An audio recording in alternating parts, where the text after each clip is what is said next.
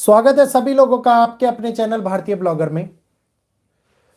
एक ऐसा समय अब निकल करके आ रहा है जिसमें मैं ये बोलना चाहूंगा सबसे पहले कि चाइना पे से नजर मत हटाना।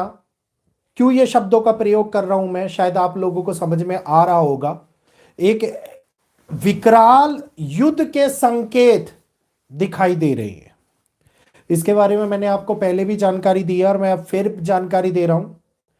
चाइना जापान के साथ, ताइवान के साथ या फिर भारत के साथ अगर संघर्ष बढ़ता हुआ नजर आए तो कोई बड़ी चीज या मेरे को किसी प्रकार की हैरानी नहीं होगी। कौन सा वो डेट्स हो सकती हैं जिन डेट्स के आसपास इस प्रकार की विकराल स्थिति बनती हुई नजर आती दिखाई देती है, आज इस वीडियो के अंदर हम चर्चा करेंगे। तो आज यही टॉपिक रहने वाला है कि जो चीन की कुंडली और पाकिस्तान की कुंडली बोल रही है वो आगे कितने बड़े घटनाक्रम को दिखा रही है। क्योंकि कहीं ना कहीं इन देशों के अंदर अगर युद्ध स्टार्ट होता है तो उसका असर भारत के ऊपर भी पड़ता हुआ नजर आएगा और ये भारत के साथ होने वाले संघर्ष की उत्पत्ति को भी दिखा रहा है।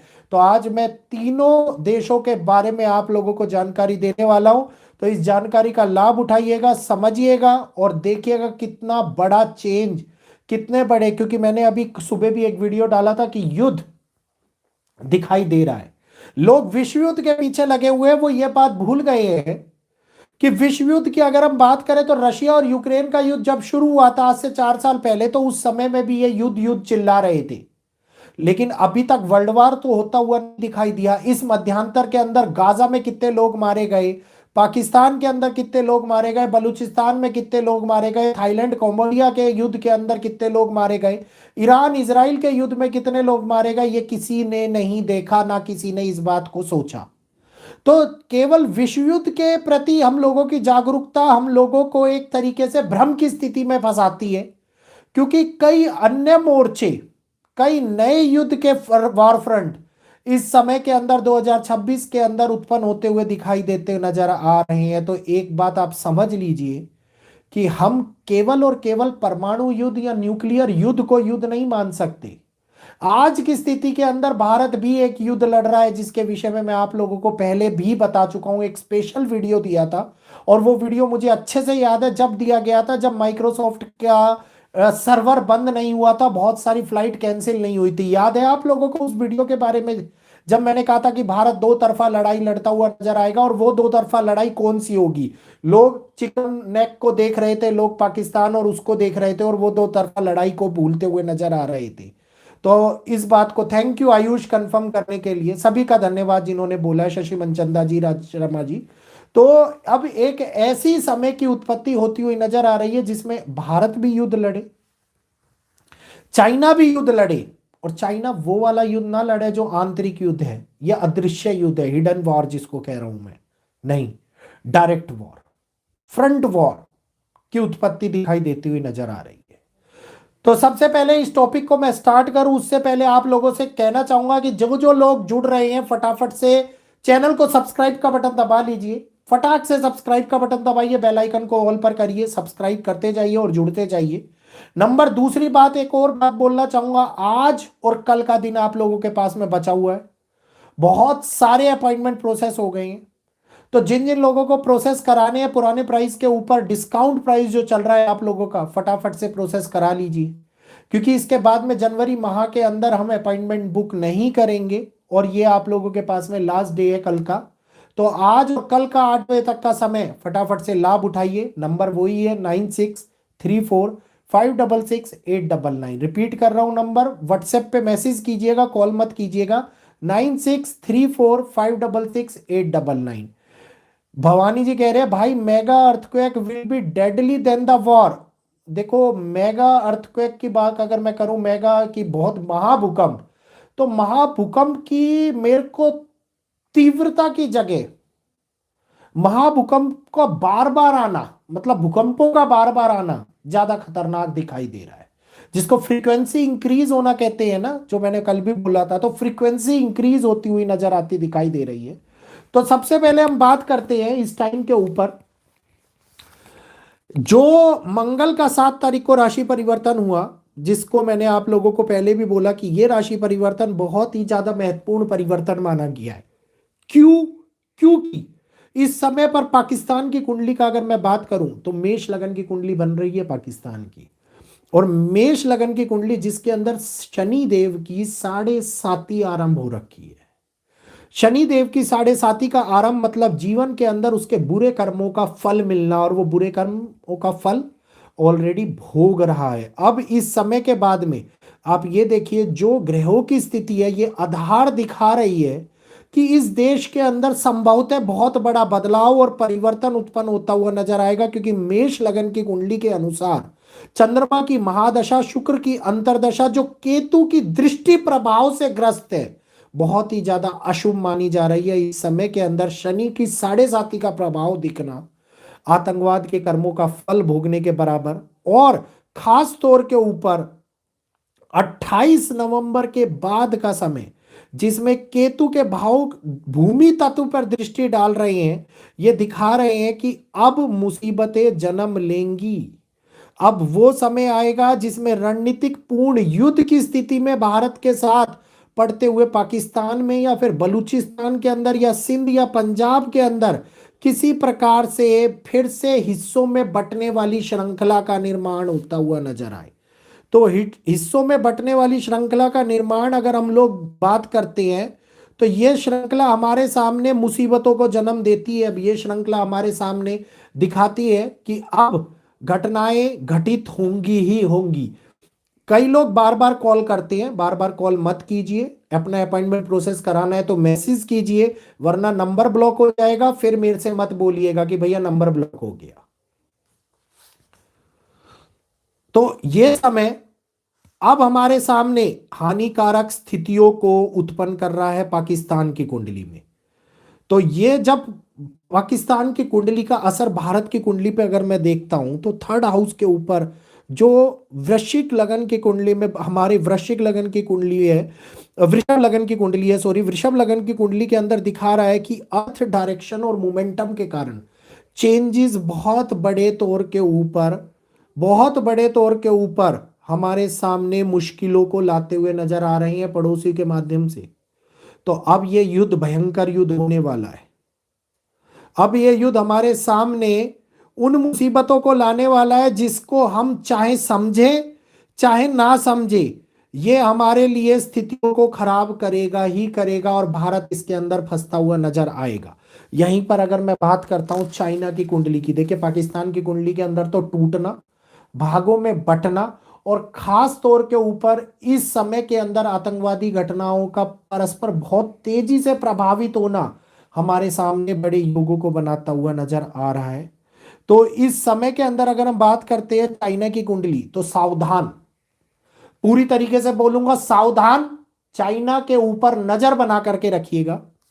ये ऐसी सावधानी का टाइम लेकर के आ रहा है जिसमें चाइना का नाम आपको मीडिया के अंदर लगातार देखने को मिलेगा।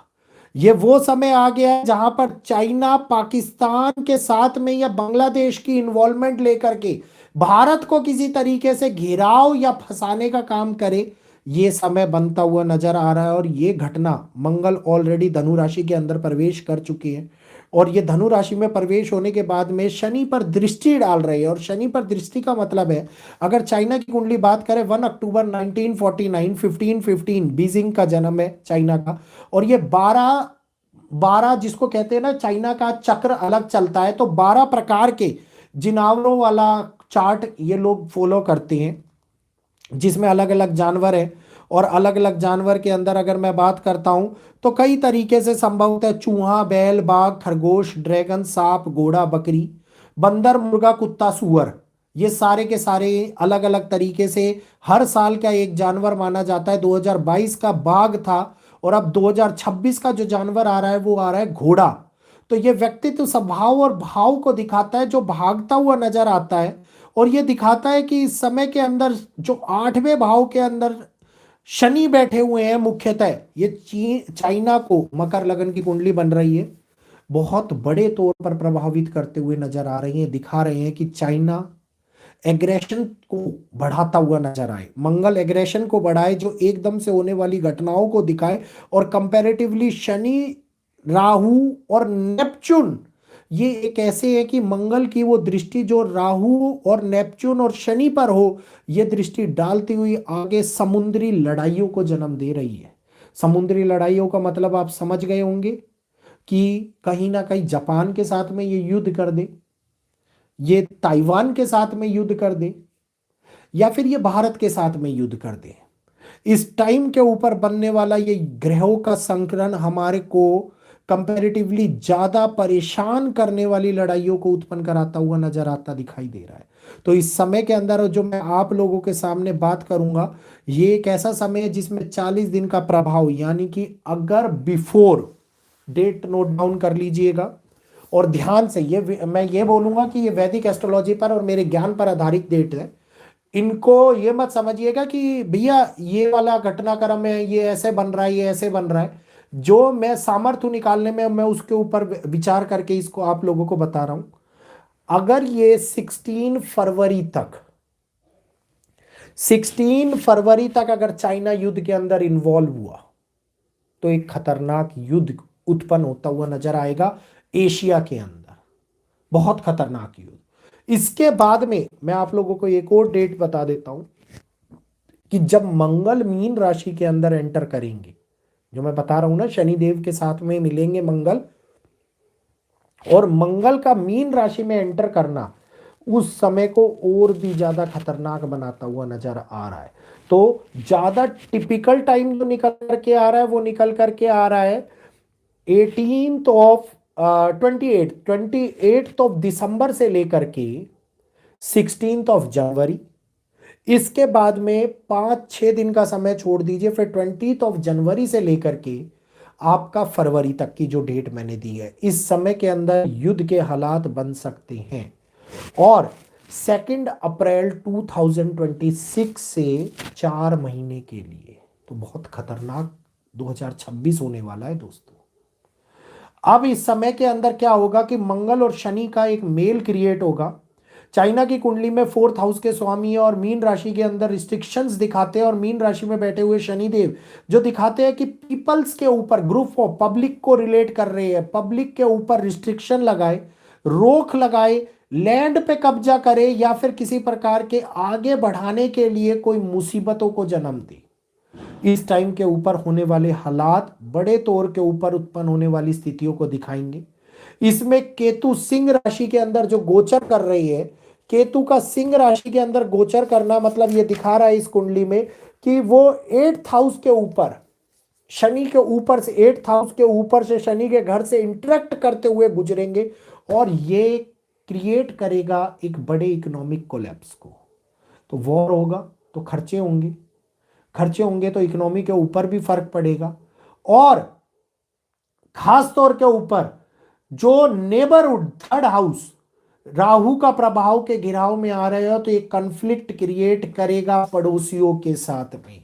अब पड़ोसियों का मतलब हो गया कि जापान, ताइवान, भारत, बाकी बांग्लादेश सपोर्टिव है, पाकिस्तान सपोर्टिव है। तो ये घटनाक्रम, ये समय बहुत ज्यादा स्थितियों को सेंसिटिव बनाता हुआ नजर आता है, बहुत ज्यादा पानी की लड़ाइयों को उत्पन्न करता हुआ नजर आता है। मंगल कारक है 8th हाउस के, भारत की कुंडली की अगर मैं बात करता हूं, अगर कर्क राशि के ऊपर दृष्टि डालना मतलब 3rd हाउस के ऊपर दृष्टि डालना, और भारत की कुंडली 3rd हाउस पड़ोसियों का घर। तो यहां पर भी मंगल और प्लूटो एक जैसे ऐसे मोमेंटम के ऊपर बैठे हुए दिखाई दे रहे हैं, जहां पे भारत का ईस्टर्न फेस, अरुणाचल, मिजोरम, मेघालय, असम, सिक्किम, मणिपुर बहुत बड़े कॉम्प्लिकेटेड टाइम के अंदर दिखा रहा है। और ये समय जो दिखा रहा है, ये दिखा रहा है कि चाइना कहीं ना कहीं लड़ाई के अंदर आता हुआ नजर आए। चाइना कहीं ना कहीं एक बहुत बड़ी शक्ति के रूप में उभरने का प्रयास करे और परेशानी क्रिएट करता हुआ नजर आए। ये इस समय पर उत्पन्न होने वाले हालातों को गंभीरता देता हुआ नजर आता दिखाई दे रहा है।